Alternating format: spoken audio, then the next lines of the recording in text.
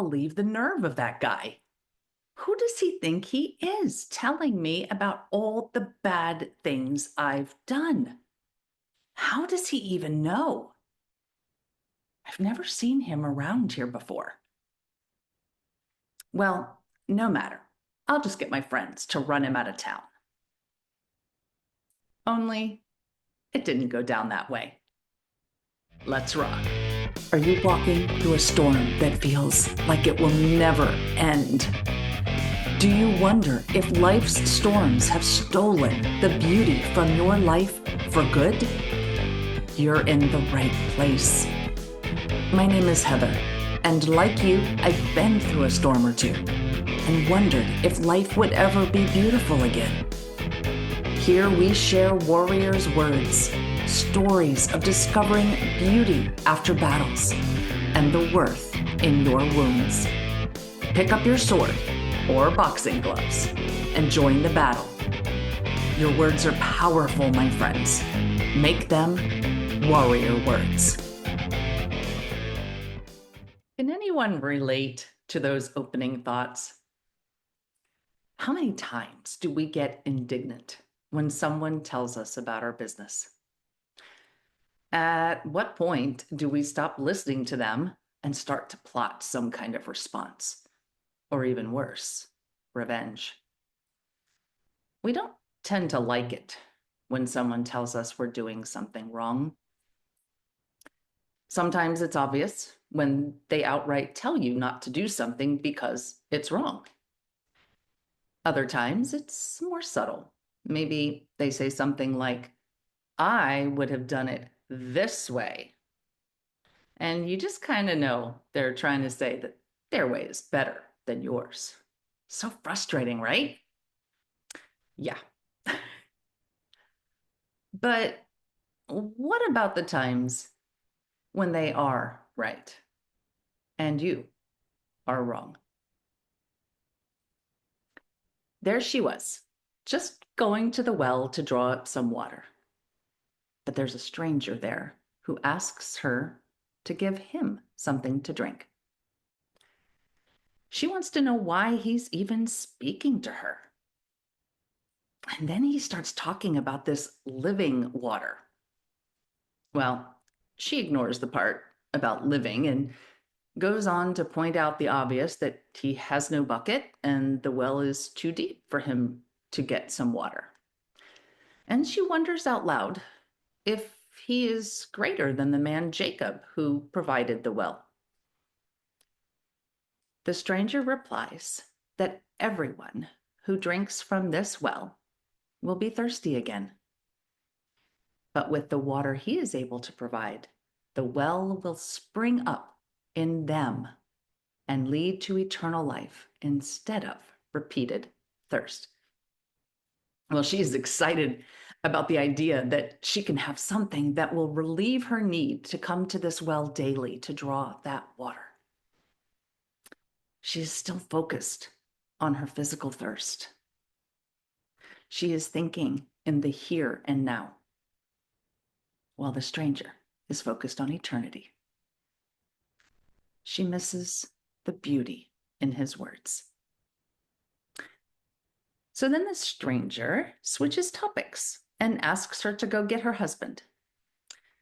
She replies truthfully that she does not have a husband. And then the stranger does the unthinkable.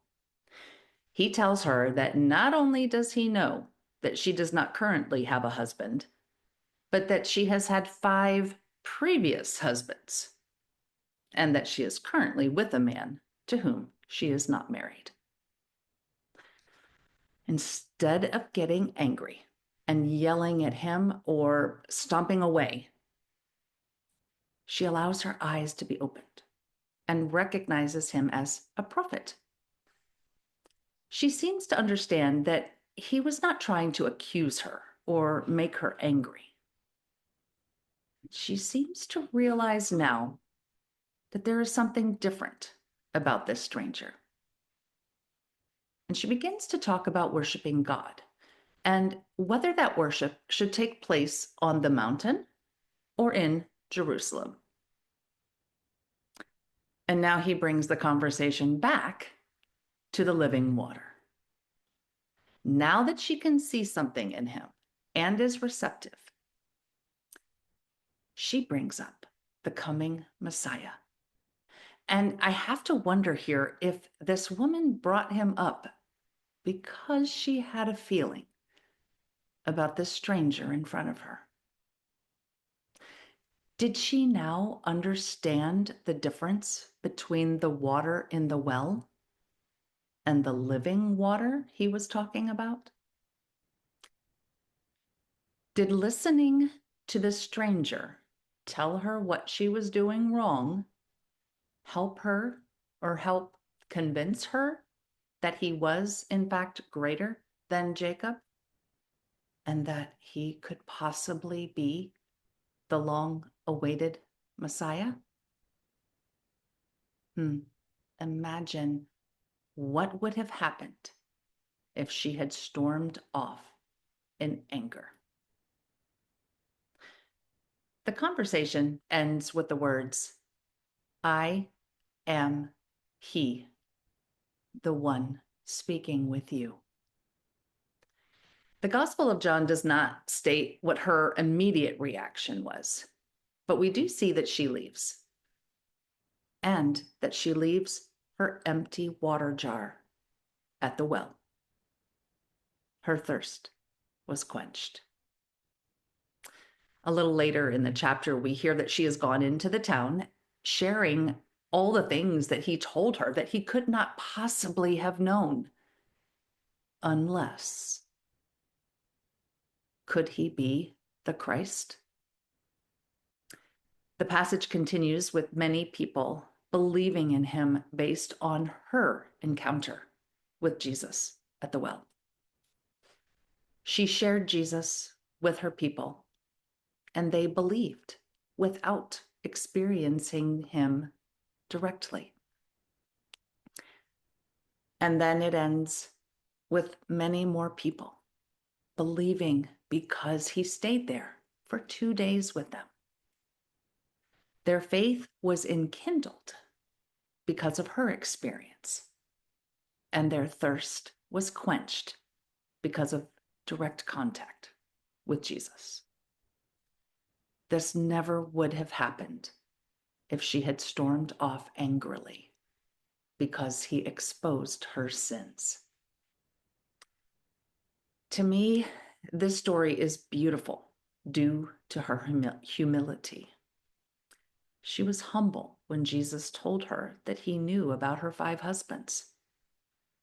This humility opened her up to the possibility that he was the Christ. Then she shared the beauty she discovered.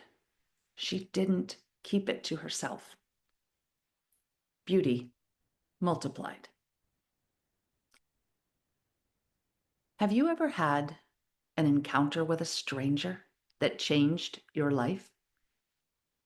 Come share it with us in the Facebook group at facebook.com/groups/warrior words.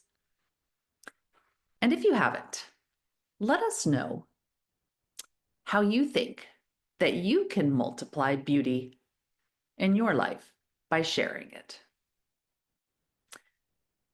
That's it for now.